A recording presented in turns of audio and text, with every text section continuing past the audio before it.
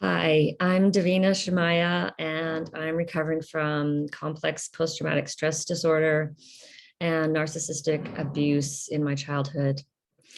And today I want to talk about the hopelessness and the helplessness, the despair that we felt in our childhoods. I'm sorry I haven't been doing videos lately. I started a new job 2 months ago and it's really taken me into a downward spiral, and I just have not been able to get here. So I really appreciate your comments. I appreciate that you're watching and that you're out there. And I really I really want to be more consistent with this. And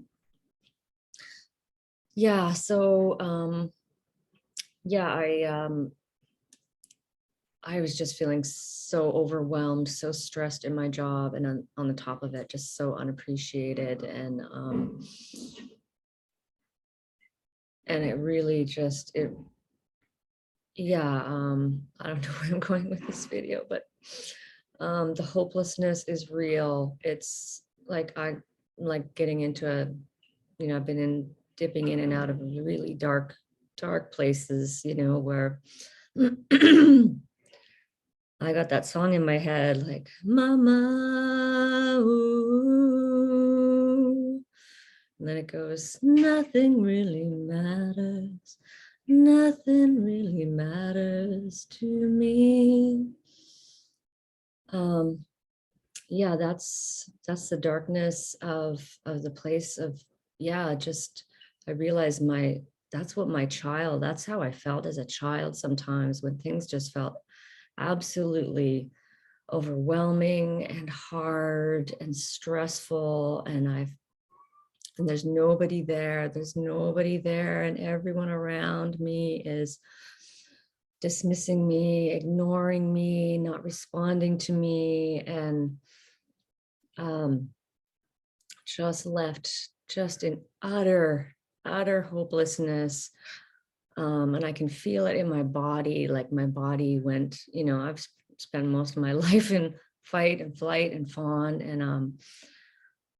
and dipping down into like a literal, like just a collapse mode, where that is like the give up, like gonna give up, um that's where, and this is a flashback. This is the flashback of being in the hopelessness.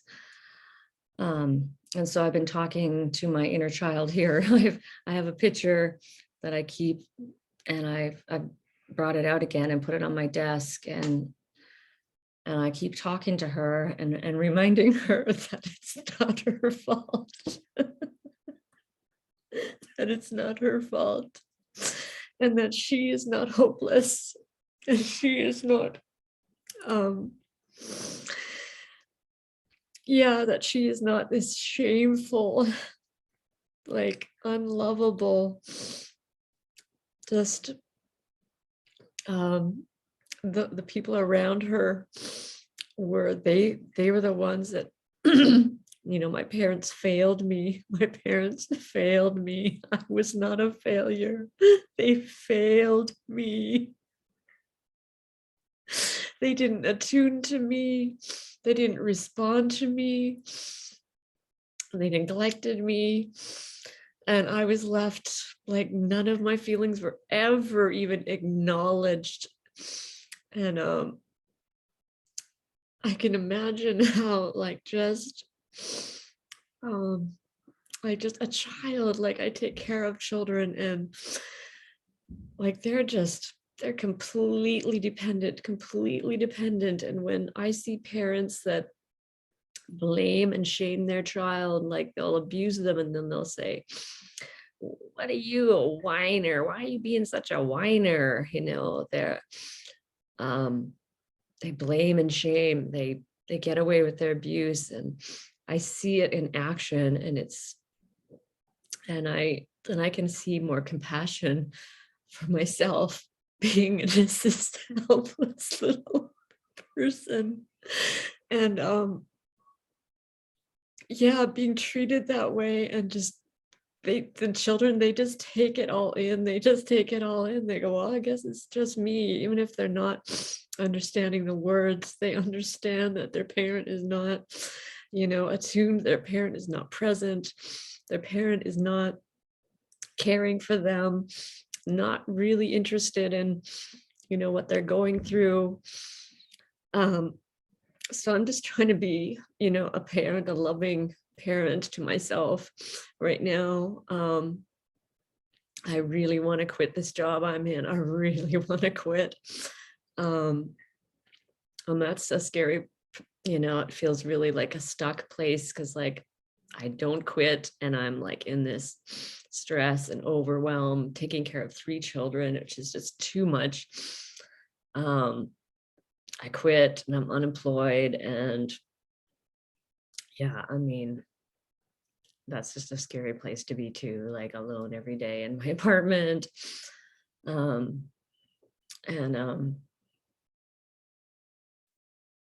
yeah, it's really, really hard to recover from this. Really hard, excruciatingly painful at times. And it's important to know that this is extremely hard to recover from. So if you are even here and you're doing the work, that's amazing, because you've been like so brainwashed, so absolutely brainwashed. Your mind has been twisted. You had to like push down all your emotions, push down all your needs, pressing them down, suppressing them, denying them until you didn't even know that they were there anymore. You literally just yeah, like that was the only way that you could have survived in your childhood, was to just be like, yeah, I guess I don't have feelings. I don't feel sad. I don't feel anger. You know, I don't feel grief. Those just, yeah, they just weren't allowed in your family, and your needs. You just, when you tried to express a need, it was just not denied, dismissed, shamed. And so, yeah, all those things covered up for years and decades. And waking up out of this is really, really hard. And it takes incredible strength and courage and determination and so much patience. And if you are wherever you are, I mean, there are so many emotions that start to come up in these flashbacks. Like a flashback, you're just re-experiencing the worst emotions of your childhood, like all of it, the anger and the fury and the rage and the disappointment and the heartbreak and the grief and the frustration and the shame and humiliation and all of that, the aloneness. And it, when you start healing, it's all coming up to the surface. And it just really needs to be, just like what your child wants is to just be seen and be heard and be validated. She doesn't want to be fixed, she doesn't want you, like always, like 3 R's is what I've learned, is just like, first, regulate, get yourself regulated, get yourself grounded. Whether that's doing some yoga, doing some meditation, just doing some deep breathing, but get back into your body, hug a tree, or feel your feet in the sand, or whatever you do.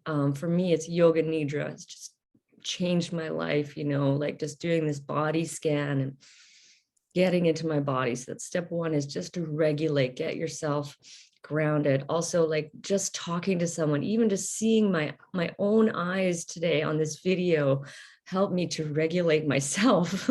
So I'm realizing these videos are actually really helpful for me to regulate myself. And the second R is then to relate to yourself. And that's when you start giving yourself the compassion. Like, I know this is so hard right now, sweetie, like it, and rocking can help too in the regulation, but it's like, I know this is so hard for you, sweetheart, right now. I know it's so difficult. I know you're feeling so sad. I know you're feeling so hopeless right now. And I'm here for you. And I'm here and I'm not going to leave you. I love you. I love you even when you're feeling so sad and so ashamed. And so those key things are just to like validate and to empathize and give yourself compassion and let yourself know that you're going to be there for yourself, for your inner child. And the third R is then the reasoning, and then the maybe the planning and action and to doing something, but don't jump into that right away. I'll really give that time to really just allow those emotions. Yeah, Tara Brach also has a really wonderful it's called the Reign of Compassion, and you can follow those steps. You can check out her videos too. She has lots of stuff. That's Tara Brach. So those are my words of wisdom for you today. This is not for the faint of heart, and I honor you. I admire you, what you're doing when you're healing yourself, and it changes everything. It changes, sends ripples into the whole world. So remember that even when you feel like absolute crap, because you're digging up stuff like and it's not pretty, right? These emotions, these very painful, difficult emotions. So it's really important to know your true self, to have a sense of that true self of who you are, a child of God, a precious diamond. Remember that there's only one of you ever in the whole universe, eternity, just one of you. You are unique, you are unrepeatable, you're a miracle of life. And I hope that brought you something today. And I'm going to be back soon. So stay tuned, stay well, and many, many blessings on your journey. Thank you for watching. I'm Davina Shemaya at Boldness Blooming.